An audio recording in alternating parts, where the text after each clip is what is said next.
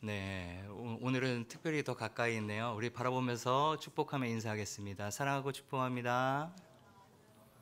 네, 사랑하고 축복합니다. 여러분 지금 말씀 시작에 앞서 잠시 여러분께 요청드립니다. 두 눈을 다 감고 저의 말에 귀를 기울여 주세요. 자, 두 눈을 감고. 네. 여러분 인생 가운데서 가장 두려웠던 때를 한번 떠올려 보십시오. 나의 인생 가운데 가장 두려웠던 때가 어떤 때인지, 어떤 것을 준비하는 데 있어 캄캄한 터널 속에서, 또는 불안한 미래에 대한 압박감 속에서, 또는 혹은 깨어진 그 관계의 아픔 속에서.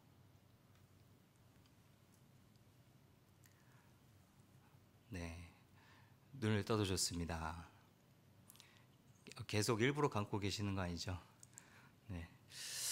네, 이렇게 우리는 각자의 그 아픔과 그 두려웠던 때의 그런 속에서 자신만의 그 광야를 지나갈 때가 있습니다. 모든 상황이 나를 억누르고 또 아무것도 할 수 없어서 울 수밖에 없던 그때, 그럴 때에 누군가 우리에게 다가와서 내 손을 꼭 붙잡고, 야, 괜찮아, 하나님이 널 붙들고 계셔라고 이렇게 위로해 준다면, 그렇게 말해 준다면 어떻겠습니까? 큰 힘이 되겠죠. 그 사람은 단순한 친구가 아니라 분명히 하나님께서 보내신 사람일 것입니다. 오늘 우리는 바로 그러한 한 장면을 보게 됩니다. 죽음의 그늘 아래에서 외롭게 떨고 있던 이 다윗, 그 다윗에게 누가 찾아옵니까? 요나단이 와줍니다. 요나단의 방문은 이 우정적인 이 차원을 넘어서 하나님의 계획 속에서 정확하게 인도된 이 섭리의 장면입니다. 오늘 본문 15절은 이렇게 시작합니다. 다윗이 사울이 자기의 생명을 빼앗으려고 나온 것을 보았으므로 그가 십광야 수풀에 있었더니. 자, 지금 다윗이 어디 있습니까? 십광야 수풀에 있었습니다. 이곳은 유다 땅 남쪽의 메마른 사막.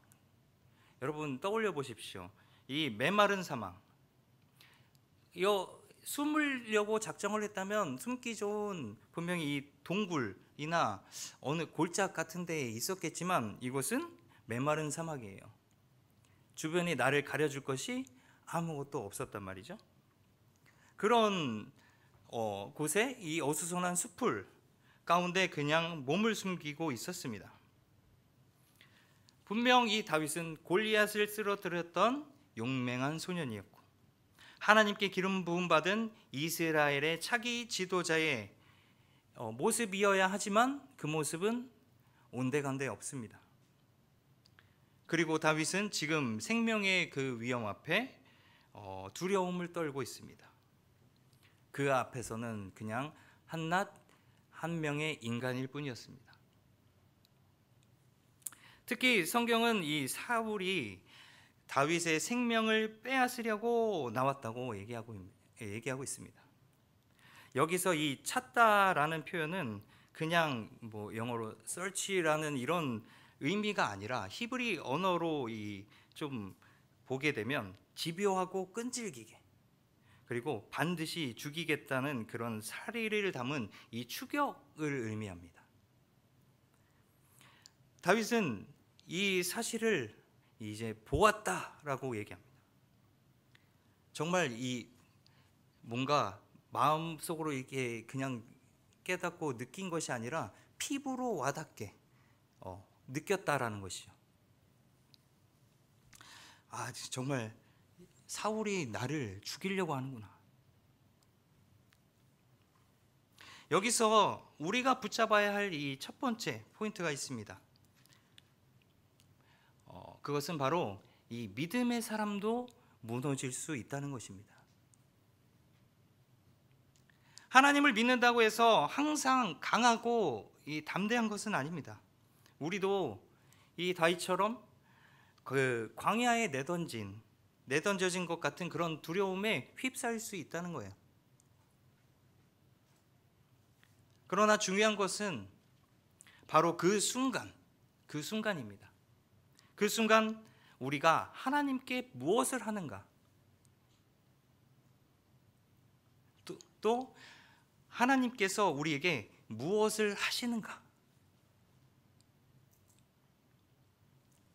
분명 하나님은 다윗을 결코 그냥 내버려 두지 않으셨습니다. 지금 이렇게 두려워 떨고 있을 그때에 정말 믿을 수 없는 일이 일어나죠. 16절입니다. 사울의 아들 요나단이 일어나 수풀에 들어가서 다윗에게 이르러 그에게 하나님을 힘있게 의지하게 하였는데, 여러분 이것이 기적입니다. 생각해 보세요. 요나단이 누구예요? 사울의 아들이죠. 그리고 이 다윗을 죽이려는 자의 아들, 즉 이제 왕자가 될 사람, 왕자입니다. 그리고 훗날 원래는 왕이 되어야 될 사람이죠. 근데 이 아버지가 온 군대를 동원해서 어떻게 합니까? 다윗을 찾고 있는 상황이에요. 근데 그의 아들이 아버지의 눈을 피해서 이 적진이나 다름없는 다윗이 있는 이 은신처로 찾아오게 되는 것이죠. 이것이 사람의 생각, 그 계획으로 가능할까요? 여러분들은 어떻게 생각하시나요?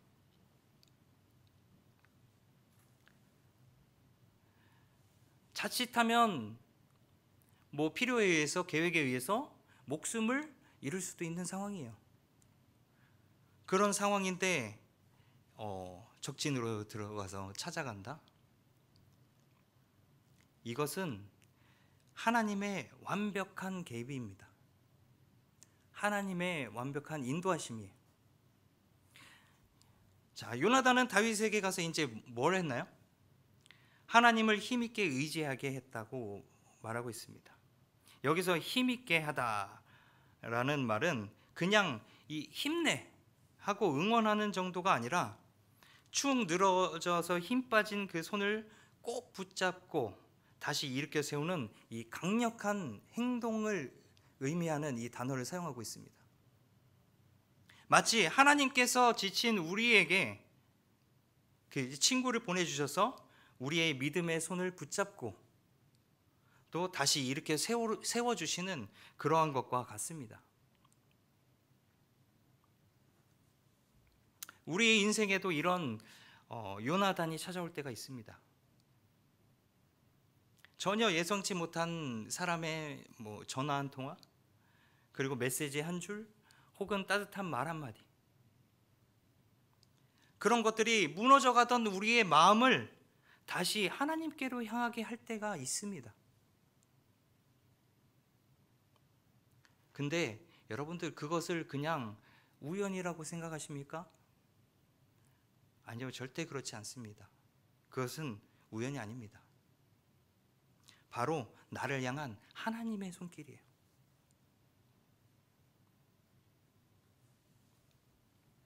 자, 요나단은 다윗에게 무엇이라고 말했을까요? 17절은 이 위로의 핵심을 보여줍니다. 두려워하지 말라. 내 아버지 사울의 손이 내게 미치지 못할 것이요 너는 이스라엘 왕이 되고 나는 내 다음이 될 것을 내 아버지 사울도 안다 하니라. 자, 이 짧은 말 안에 이 놀라운 세 가지의 고백이 담겨 있어요. 첫 번째는 그 현실을 뛰어넘는 그 믿음의 선포입니다.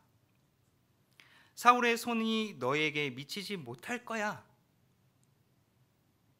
지금 눈앞에 있는 현실은 사울의 군대가 이제 막 잡으려고 코앞에까지 닥친 상황입니다. 절체정명의 그 위기 순간 가운데 요나단은 그 현실 너머에 계신 하나님의 그 보호하심, 인도하심을 선포하고 있습니다. 자, 두 번째는요, 하나님의 뜻에 대한 예언적 이 확신을 얘기하고 있습니다. 너는 이스라엘의 왕이 될 거야. 자, 이 요나단이 누구라고 했습니까? 사울의 아들입니다. 자, 즉 훗날 이 왕위를 계승받는 계승자임에도 불구하고 하나님의 뜻이 다윗에게 있음을 분명히 얘기하고 있는 거예요.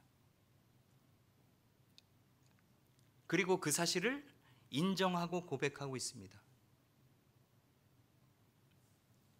또 세 번째는요, 자신을 내려놓는 이 겸손한 순종입니다. 나는 너의 다음이 될게.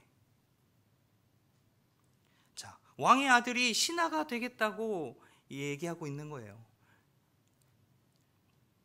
우리는 이 왕정 정치를 살아가지 않아서 이게 현실적으로 다가오지 않을지 모르겠지만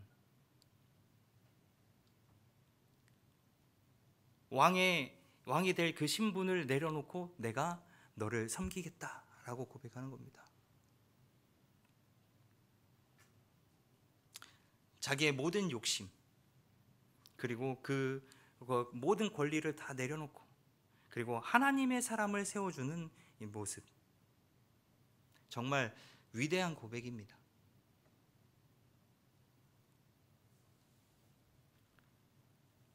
자, 이로써 생각해 볼 수 있는 것은 정말 진정한 위로는 그냥 막연한 이 긍정의 표현이 아닙니다. 다 잘 될 거야, 이것이 아니라 하나님이 너와 함께 계셔. 하나님의 계획이 너의 삶 가운데 있어. 이렇게 말해주는 것입니다. 요나단은 바로 그 하나님의 마음을 다윗에게 전해준 거예요. 자, 그런데 더 놀라운 사실이 있습니다. 요나단은 말합니다. 내 아버지 사울도 안다. 사울 왕 역시 다윗이 다음 왕이 될 것을 분명히 알고 있었습니다.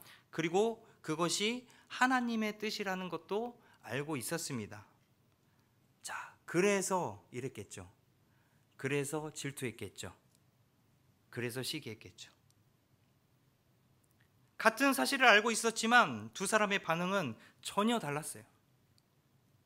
하나님의 뜻을 사울은 분명히 알았지만 그것을 거부하고 자기의 자리를 지키기 위해서 하나님의 뜻과 맞서 싸웠습니다. 자, 그의 그 결과 그의 인생은 어떻게 됐습니까? 비참하게 무너지고 결국 하나님께서 그 왕을 내려놓게 하십니다. 자, 요나단은 하나님의 뜻을 알았을 때 자신의 모든 것을 내려놓고 그 뜻에 순종했죠. 비록 왕이 되지는 못하지만 그의 이름, 요나단의 이름은 오늘날까지 이 믿음과 순종의 상징으로 빛나게 이 말씀 가운데 언급되고 있습니다. 사랑하는 여러분, 하나님의 뜻을 아는 것보다 중요한 것은 그 뜻에 어떻게 반응하느냐입니다. 우리 앞에 놓인 수많은 그 선택의 순간, 그것들 가운데 우리는 이 사울의 길을 갈 것인가, 또 요나단의 길을 갈 것인가, 우리는 그것을 삶 가운데 매일매일 날마다 결정해야 합니다.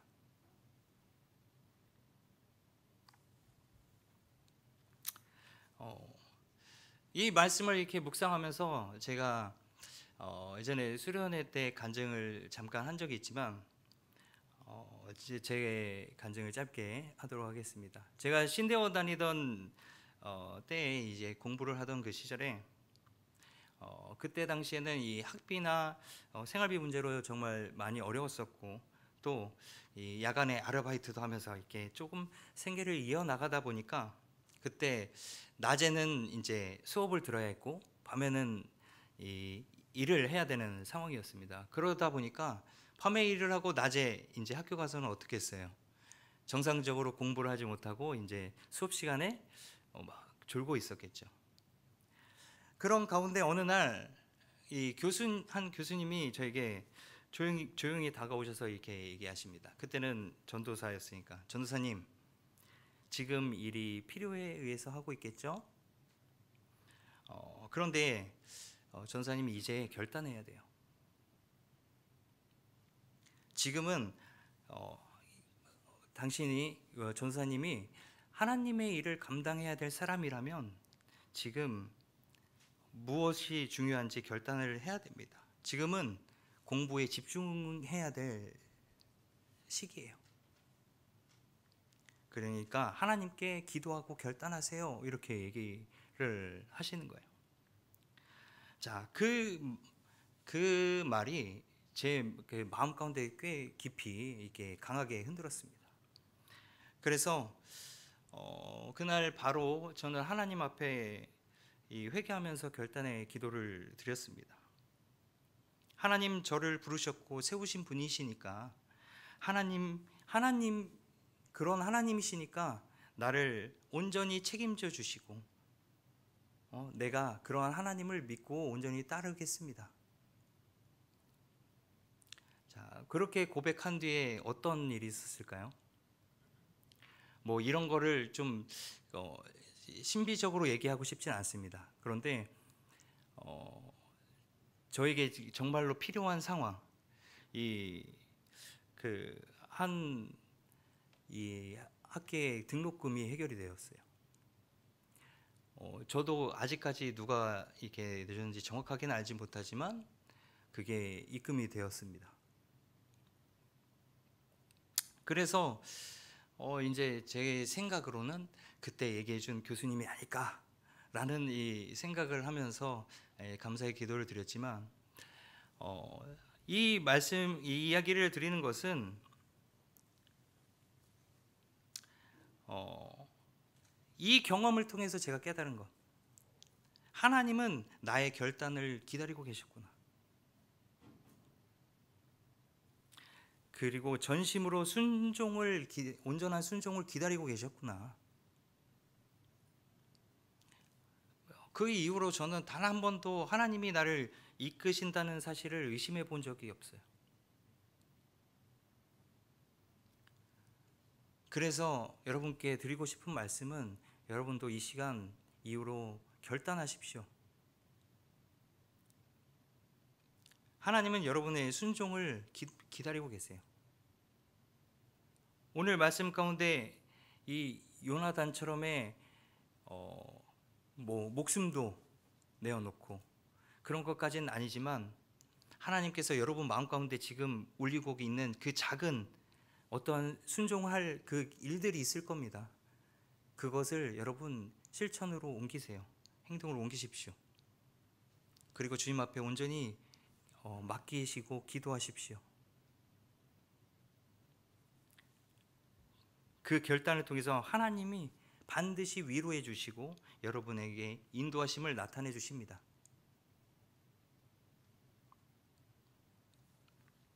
자, 그리고 이 말씀 가운데 사울은 이제 다윗을 거의 포위해 갑니다. 거의 이제 잡기에 딱 이르렀어요.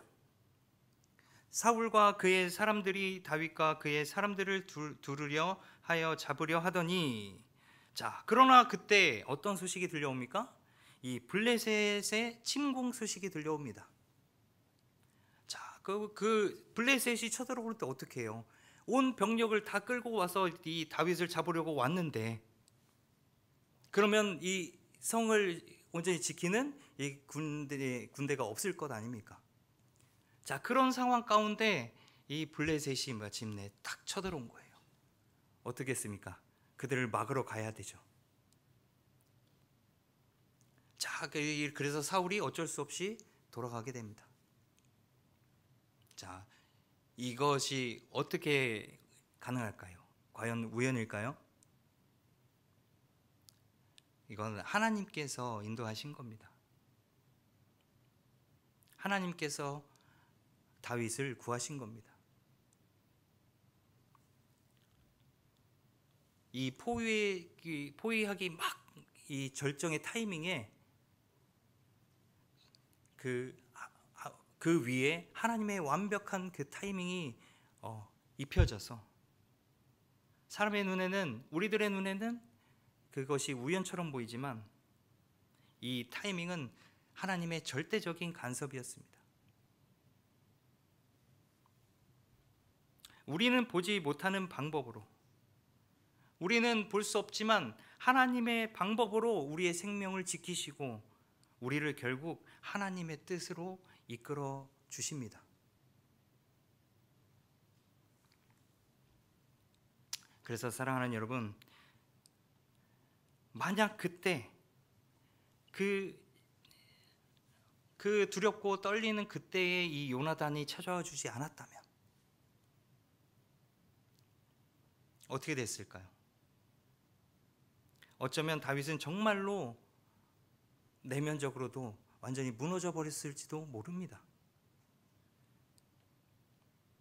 그러면 우리가 사랑하는 그 시편의 수많은 노래들도, 또 위대한 다윗의 왕국도 없었을지도 모릅니다.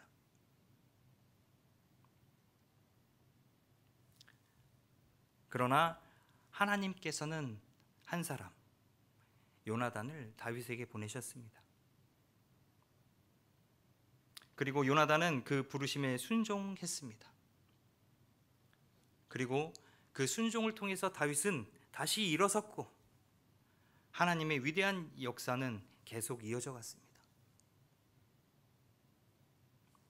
여러분, 하나님은 오늘 우리들에게도 똑같이 말씀하고 계세요. 혹시 지금 여러분 마음 가운데 마음이 지금 다윗과 같은 이 광야를 거치는, 광야 안에 있는 이 상황과 같다면, 그 가운데 홀로 지쳐서 있다면 반드시 기억하십시오. 하나님께서 반드시 여러분들에게 요나단을 보내주실 겁니다. 하나님은 반드시 사람을 통해, 또 말씀을 통해, 혹은 예상치 못한 그 사건을 통해 하나님께서는 위로하십니다. 여러분, 그것을 기대하십시오. 그리고 그것으로부터 다시 일어설 힘을 얻으십시오. 그러나 반대로 오늘 내 삶에 조금 여유가 있다면 우리는 또 다른 누군가의 요나단이 되어야 합니다. 지금 여러분 가운데 이 말씀을 듣고 떠오르는 한 사람이 있나요? 여러분 주변에 지쳐있는 그 친구가 떠오르시나요? 그러면 여러분, 위로의 한마디, 기도의 한 문장, 그것이 간절히 필요한 사람은 누구입니까? 하나님은 오늘 우리를 그 사람에게 보내기를 원하십니다. 우리가 직접 가서 괜찮아, 하나님이 너와 항상 함께 계셔. 하나님은 반드시 하나님의 계획이 있어. 우리가 그렇게 이 작은 순종으로 한 영혼을 살리고 또 하나님의 역사를 이어나가는 통로가 될 수 있습니다. 우리가 그래서 이번 한 주 정말 이 다윗의 마음으로 하나님의 그 위로를 구하고, 또 요나단의 마음으로 누군가에게 다가가서는 그 하나님의 이끄심대로 또 순종하며 또 새로운 영혼을 또 하나님께 인도하는, 또 위로를 전하는 그러한 축복의 통로가 되길 주님의 이름으로 축복합니다. 우리 찬양 부르시고 다 함께 결단하며 기도할 텐데, 정말 오늘 말씀을 통해서 하나님이 일하심을 반드시 붙드시기 바랍니다. 하나님이, 내가 상황이 절대 하나님이 나를 이끄시는 건가 의심이 되고 불안하고 두려운 상황 가운데 놓인다고 하더라도, 여러분, 하나님은 그것 또한 하나님께서 사용하십니다. 절대로 하나님을 놓치지 말고 신뢰하고 붙드십시오.